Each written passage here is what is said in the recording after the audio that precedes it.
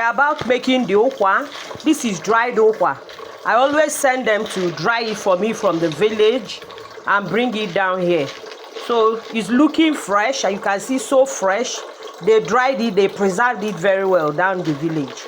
So I'm going to start cooking. First of all, I'll soak it in water to wash excess dirt inside. I'll soak it in water and allow it to soak for some time so that it will be able to wash off. After washing, I'll now proceed to cook. Add hot water after washing with cold water so that if there's any sand locked inside, because the process of drying it in the village, they spread it under the sun and fruit might pass through there. Any breeze might blow sand inside. So I need to add hot water to remove excess tiny sands that ordinary water cannot remove. And I even add small salt to wash the dry ukwa. Ukwa in English is breadfruit. Breadfruit, ukwa. So I'll stir because my hand cannot get inside. It's hot. Okay. So after the first one, I'll add another hot water. Then add salt to remove the excess dirt. Okay. So I've finished washing the ukwa. Very clean.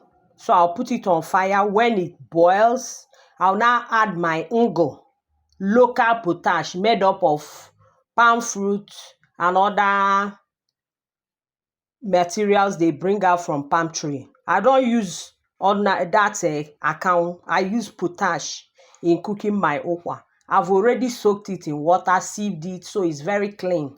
When the ukwa boil very well, I'll now introduce it to soften it. For cooking the ukwa stored in my rubber, I always tell them when they are bringing the ukwa, they always bring ungo along so that I'll soak it in the bucket, sieve out all the excess dirt on it, and allow to go down before I'll now transfer it into my jerry can. This my small rubber to store it for use.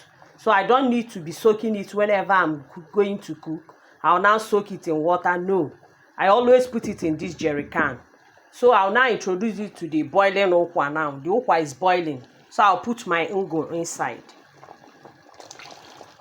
You use your eyes to gauge.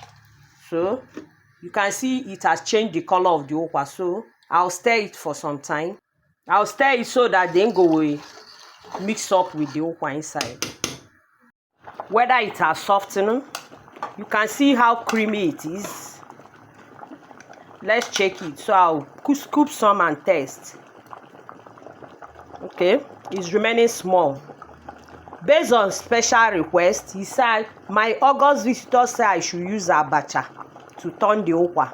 You can even use corn. You can even use anything. Even some people cook ukwa and rice. It depends on how you want it. So hold on and see how I'll turn the abacha and the ukwa. In the process of making the ukwa, I've already roasted my ehuru. I've already putting it inside the mortar and pounding it with pepper.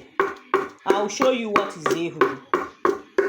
So I'll add my crayfish now. I've added my onions inside the mortar. A little bit of crayfish. I'm adding my locust bean, ogili inside.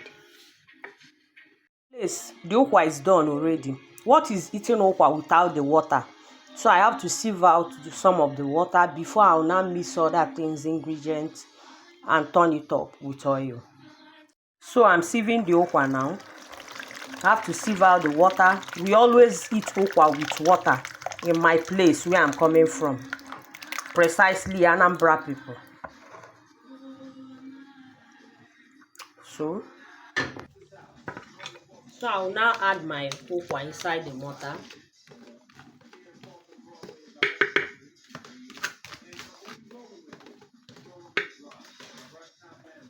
And that my abacha. Special request. Abacha and ukwa. Pound. Add oil. I'm adding oil. Pound all of them together. Abacha and ukwa. Adjust.